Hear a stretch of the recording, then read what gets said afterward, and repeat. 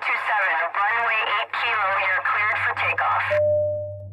This is your captain speaking. If you love travel, and we know you do, buckle your seatbelts and keep your tray tables in the upright position.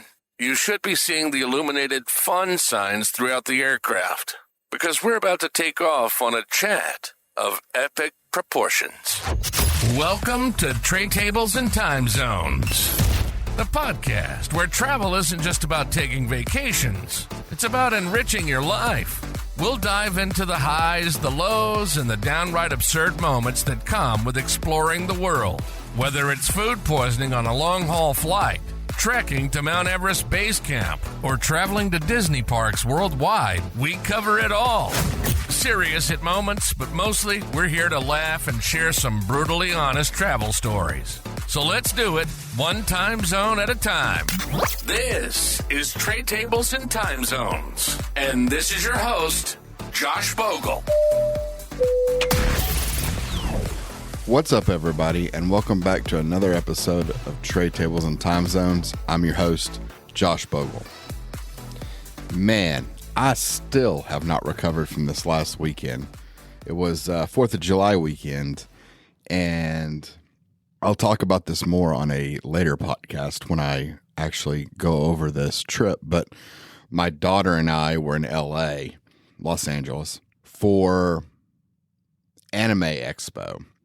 She had really been wanting to go.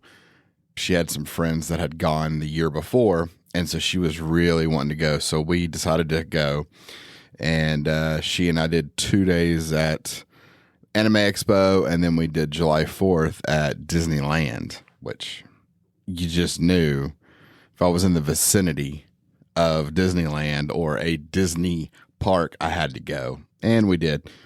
We always really enjoyed Disneyland and had a great time.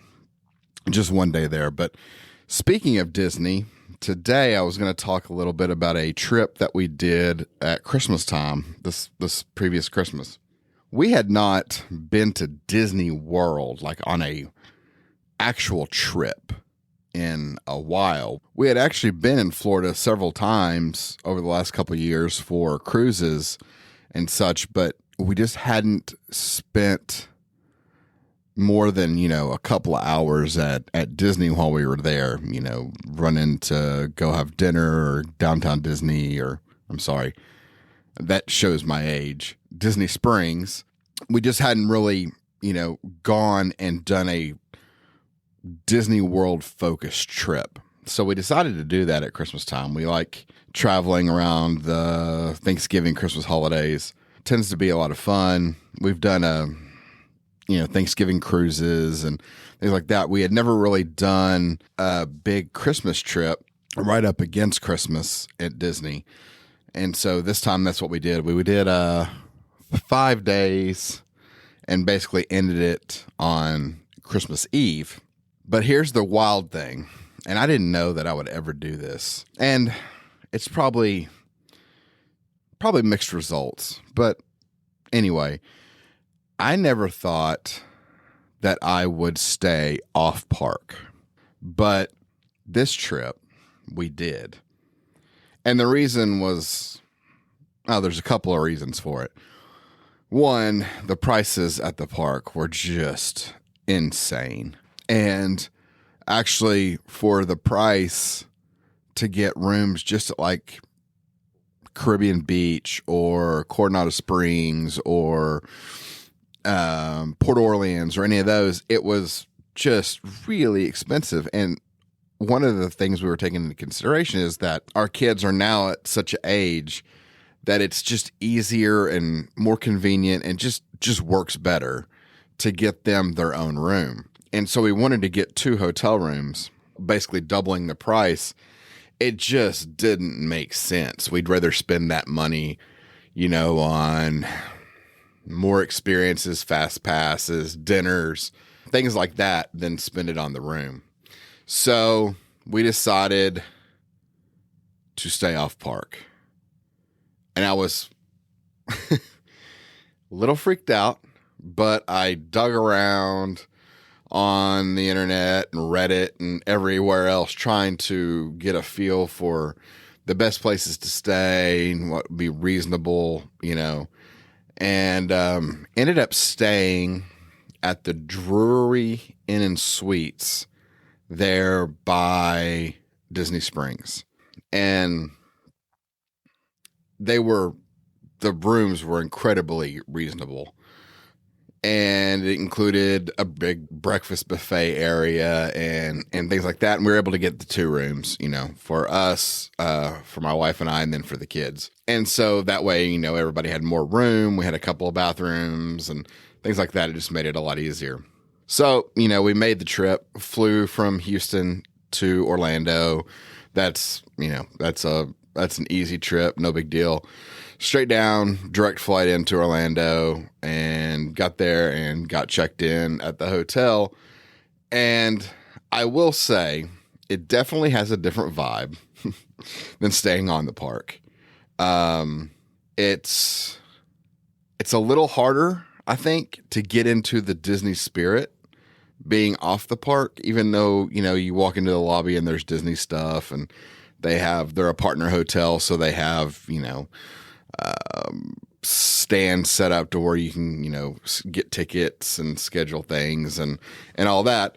But man, it just doesn't have that same feel. So I was a little disappointed in that, just from just that generalized Disney feeling of kind of excitement when you walk into a Disney hotel. This one didn't quite have that same thing. But I will say, as a review for the hotel, while it may have not been a Disney hotel and have that same kind of vibe, the rooms, for going through God knows how many, families and people on vacation to Disney, they were really in good shape. At least the ones that we had were very clean, were not beat to hell, like I've seen some, just get the crap beat out of them just because there's so many people in them so often. This one was not that way. The rooms were nice. They were spacious. I mean, they were kind of basic, but, bed was comfortable. It was a place to sleep. You were wiped out at the end of the day anyway. And that, as far as the room goes, I was fine with the rooms. So no complaints there. They were just generic hotel rooms. But like I said, they were clean. They were nice. They were comfortable. No complaints there. Now, the room did also come with free breakfast. And I think that comes with every room there at the hotel. And it's just included. But it's kind of it's not a continental breakfast. It's, they have eggs and pancakes and Mickey waffles and things like that. But it is, a middle of the road hotel breakfast. So it's not, don't expect anything crazy fancy or anything like that. It's going to be the basic things, right? Sausage, eggs, cereal, yogurt, fruit. Like I said, Mickey waffles because they're a partner hotel and those things. So there was plenty of variety. It's just pretty basic, right? It's just the basic foods. You're not going to, like I said, you're not going to get anything crazy fancy, but it was free, or I say free. It was included with the room. And, for our purposes, for, heading downstairs to get ready to go to the parks and wanting to get a little bit of something in your stomach before you go, it was definitely worth it. I mean, it was a nice thing. I mean, it was a zoo in there. The room where they have the buffet and all the tables, it's huge. Like, it's really big, but man, it is full tilt zoo, right? Like, there's people everywhere. There's kids everywhere. It's loud. I mean, it's not somewhere where you want to go in and sit down and just hang out and enjoy a nice, relaxing breakfast. It's go in there, get some food, and get the hell out, because it's not the most enjoyable experience. But again, I don't know that I have really anything bad to say about it, because it was, included, and it was decent. What they had was decent. I mean, it worked for what you needed. When you needed to fuel up a little bit in the morning, that was the place to do it. And it was right there, ready to go for you. So no complaints there. The one area where I will say I misjudged the transportation. So as most of you know that have been to Disney or that are familiar with Disney know that, the hotels have various modes of transportation to get you to the parks, to Disney Springs, things like that, right? They have a big, huge transportation system. They have the buses, they have the monorails, the boats, the Skyliner, all those different kinds of things, right? And this hotel, being off the park, did have bus shuttle service to the different parks, right? So when I initially saw that, I thought, great, this would be an easy way. They also have buses that can get us over there, and it's only going to one hotel, so it won't be that bad, right? And, they'll be available and all those things.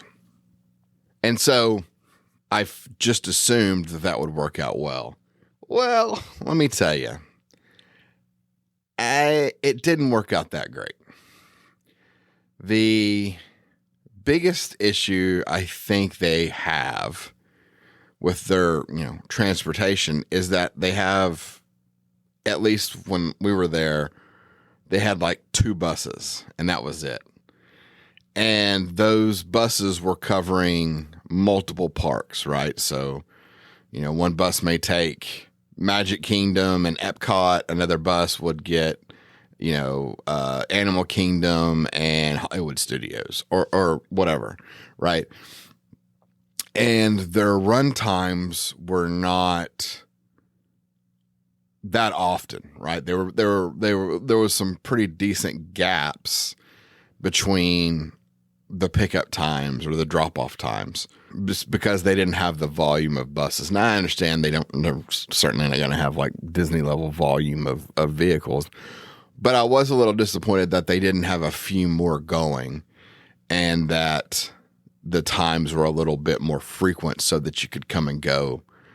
Because there was several times where we were ready to leave the park and there was not a bus coming for, 45 minutes or whatever. And, we didn't want to sit out there and wait 45 minutes for the bus to show up. So we ended up, we would take an Uber back to the hotel. And that was fine. I mean, the Ubers worked great and we used them several times. But it's just something that we kind of hoped would work out, thought would work out. And in the end, it really didn't work out that great for us. We ended up using our rental cars some, and also some Ubers and such. I mean, we used the buses that just wasn't that frequent because they just didn't really align with our schedules. So that's one thing I would be aware of, is that if you do stay off the park and the hotel advertises, transportation to and from the Disney parks, if you can find or you can request a schedule of, when they leave, when they arrive, what parks they go to, things like that, it'll give you a little bit better feel for whether it's going to work for you and if it's going to be as frequent as you expect, because that was my failing. I didn't look to see if they did have a schedule. And once I did see it when we got there, I realized pretty quickly that it was going to be kind of an issue, because it just wasn't available enough for us. Because we come and go and things change, We don't typically just go to the park, at rope drop and stay at the park all day long, and never leave. We might, come back to the hotel and relax for a little bit, or take a swim, or do something else, and then go back to the parks later, or go to a different park, right? And it just didn't really work for that method of going to the parks and moving between the parks and the hotel. But lesson learned. Now I know I would be more diligent in checking those schedules the next time if I were to stay off park again. Which, I might very well. I prefer staying on park, but just this situation kind of put it into a point to where we wanted to go ahead and try staying off park. And it worked for us because of the kids and the extra room, and didn't turn into, a huge expense. But it was definitely an eye-opening experience to learn the things that we had kind of taken for granted are not, exactly available, even though it kind of is promoted that way, right? So if you were to ask me, would you stay off park again? I would probably say yes. I'd be willing to do it, but I would be very select about where I stayed and would do a ton of research into kind of the schedules and the availability of transportation and things like that. But all that said, if you're looking for a place that's off park and you want to save some money by doing that, and you're more of a go to the park and just stay and just, go hard all day, and you can kind of plan for those return times on the bus, and you're pretty, you're pretty set on your timing, then, it's probably a great option. And it would work great for that type of traveler. We're just not that type. So anyway, but again, no shade at the Drury. I don't really have any complaints. Like I said, it was for a hotel that's used quite often, and has to deal with a lot of people and a lot of families. It presented itself really well. It's a pretty damn good location because it's really close to Disney Springs. You're technically on property. As a partner hotel, you're in that area over there by Disney Springs where there's some other hotels that are not Disney hotels, quote unquote. So the location's good. The hotel's clean, definitely got some perks, and I wouldn't have any issues with it. It just, like I said, didn't particularly work with us. As for the parks, we had a blast. I mean, yeah, they were crowded, but I don't think they were as crowded as I thought they would be that close to Christmas. But it was great to be kind of in the holiday spirit and the Christmas spirit, and getting to see the parks all decked out in the Christmas holiday, decorations. It's always one of those big thrills for me when, Mainstreet USA is all decked out in lights and ornaments and all those things. It really adds to it. And to even take that one step further, we went ahead and did Merry Holiday Party and really enjoyed that. Had a really great time, with the crowds being reduced. We got some rides in and went around and picked up the cookies, had the cookies that they give out, and, the hot chocolate. Even though you're in Florida, you still just take it because, like I said, it kind of puts you in the mood. And so that was a lot of fun. The kids enjoyed it, being less crowded and having more availability and kind of the exclusivity of it. And we got some cool party-specific shirts and pins and things like that. Since I'm a huge pin nerd, I love that stuff.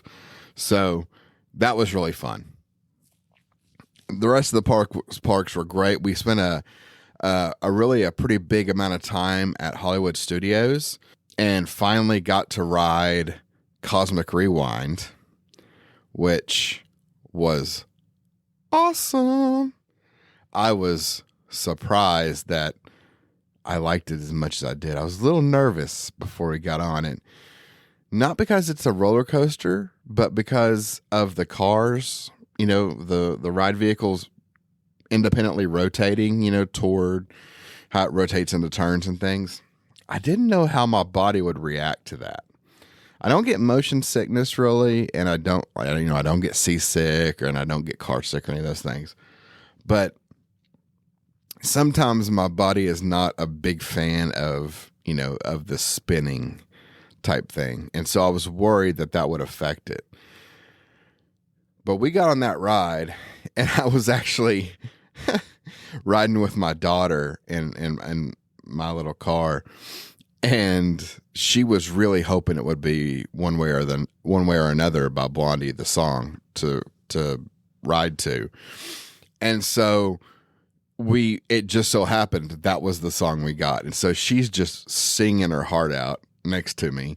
We're flying around through this roller coaster, and it was an absolute blast. I mean, I think it's up there for one of my favorite rides at Disney parks, worldwide. It was an absolute blast, and really, really enjoyed it. And of course, partook in some, big, like the Oreo cookies and cream funnel cakes when we were over there, and got some cool pictures, and of course rode Minnie and Mickey's Runaway Train, because I love that ride. Because if I haven't mentioned this before, I am a giant fan of the 2000s. I don't remember the exact dates for when they were being produced, but the Mickey shorts, right? Which is that cartoon artistic style of that ride. And I just love those cartoons. I think they're so funny. They're so well done.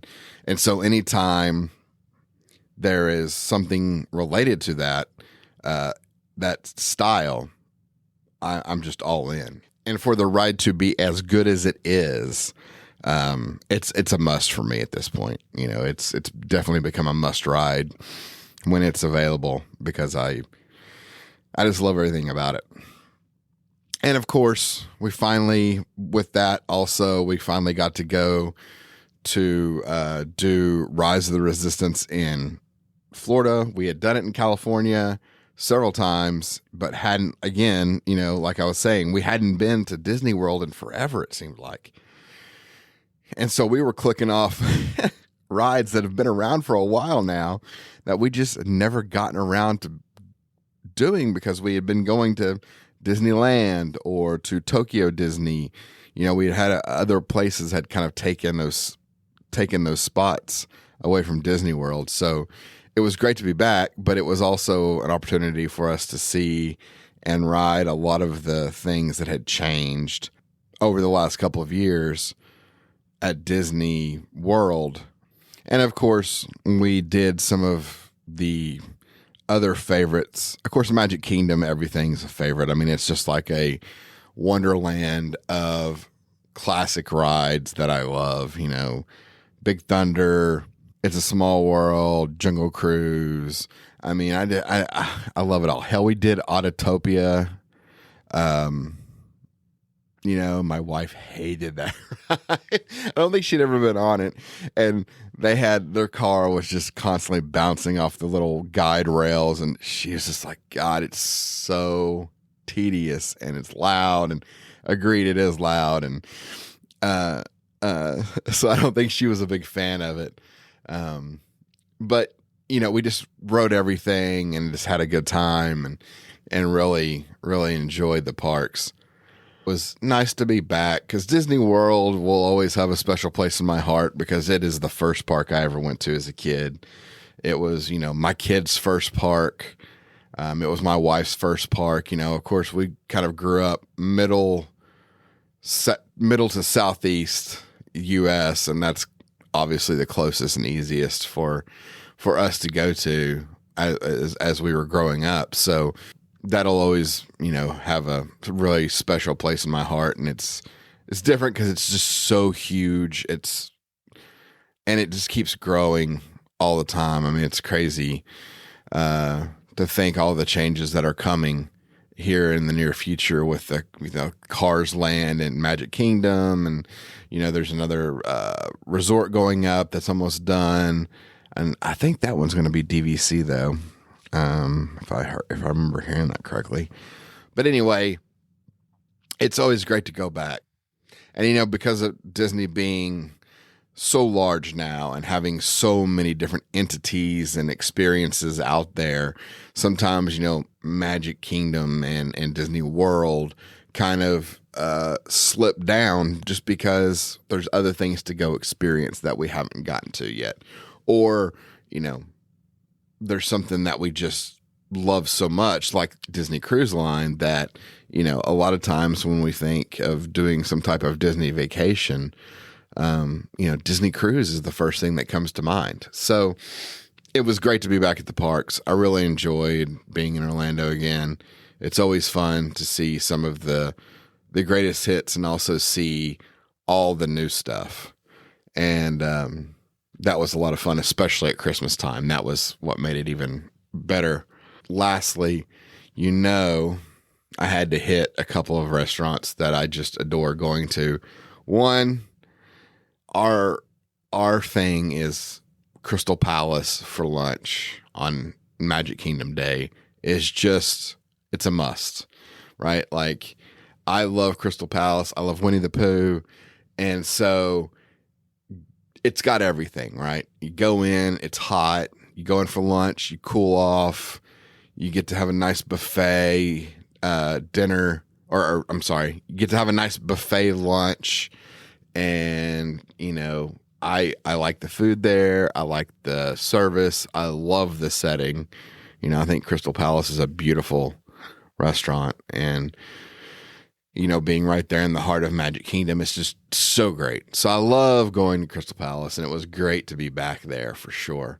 And then a restaurant that we seem to get to hit every time we're in Orlando, no matter what. If there is a sliver of time that I can squeeze in a trip to this restaurant, if we're in Orlando, I do it.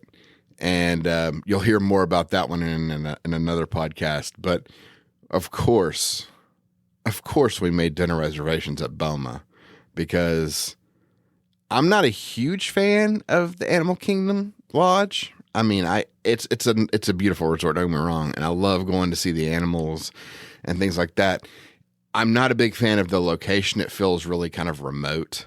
And so, it's not ever been a top choice for like where to stay when we're at the when we're at the resorts.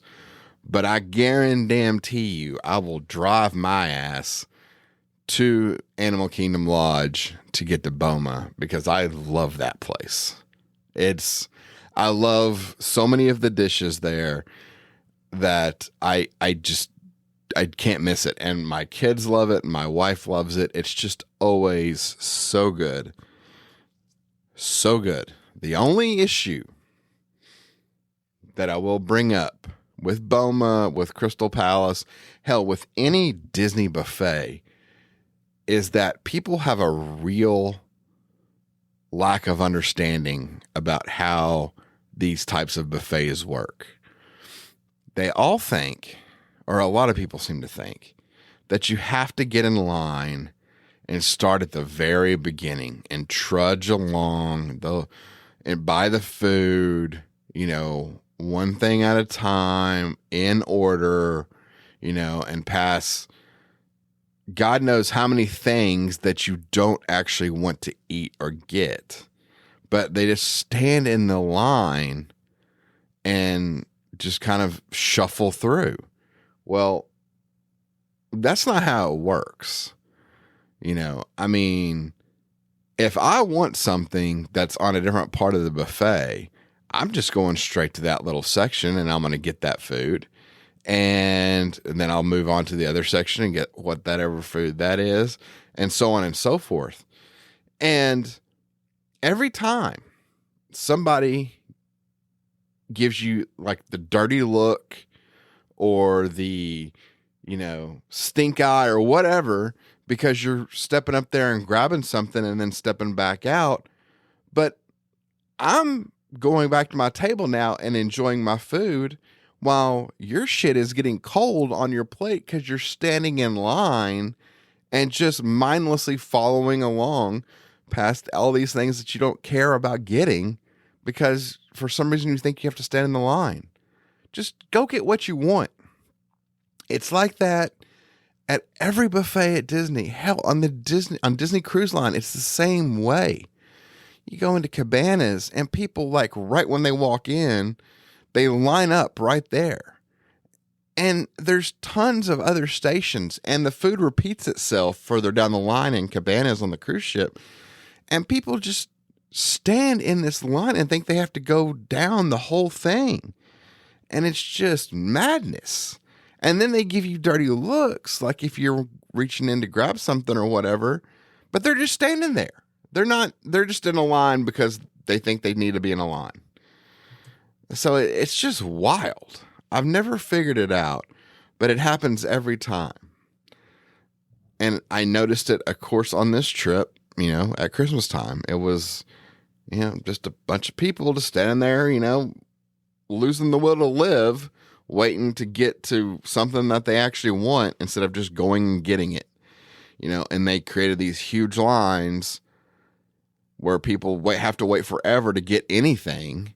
And I'm just back and forth. I've already got second plate, third plate, gone to get dessert, gone to get soup, whatever. And these people are just fighting, waiting to get up to one little section. So anyway, that's my little rant about buffets at Disney. I love them, but the people that just mindlessly stand in lines at a buffet drive me insane. Just my little 2 cents. But back to the trip. Overall, it ended up being a fabulous trip. Disney never disappoints.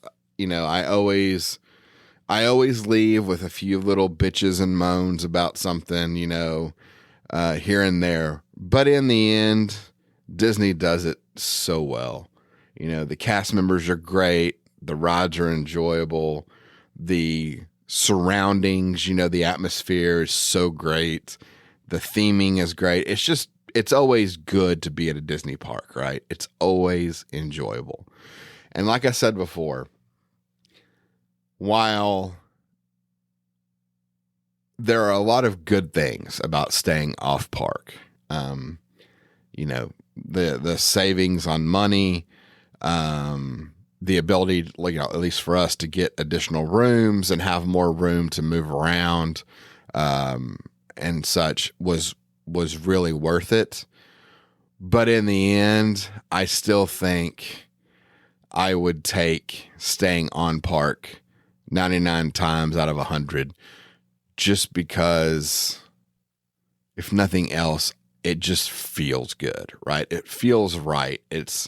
You're kind of immersed. Like Disney people always talk about, you're immersed in the bubble, right? You're surrounded in the Disney bubble, and whatever happens in there is different than the outside world.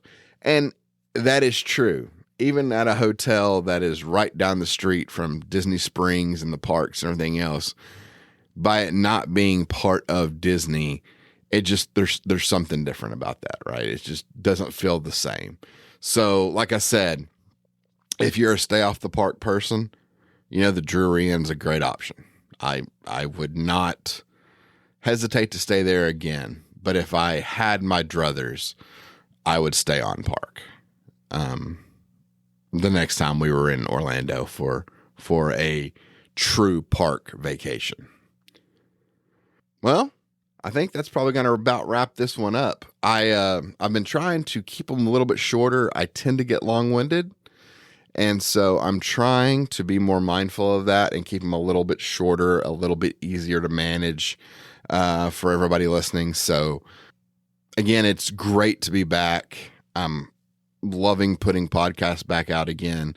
I've got several other trips to talk about, and of course, the ramble is about being an uphill athlete is definitely got more episodes in it. In fact, I had some things happen today with that, and so I can't wait to share those with you and continue to bring you on that journey as I move through getting ready for another push in Nepal, and try to round out my time, as before it's all gone, of being able to get up into the mountains and get out on the trails and kind of see those mystical things that are out there to experience, and to try to have some conquer some personal goals on that. So can't wait to share all that with you. And of course, more trips and things to look forward to.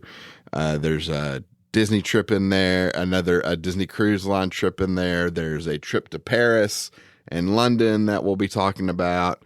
So all types of stuff coming up. So again, appreciate everybody listening and coming back to listen to the new episodes.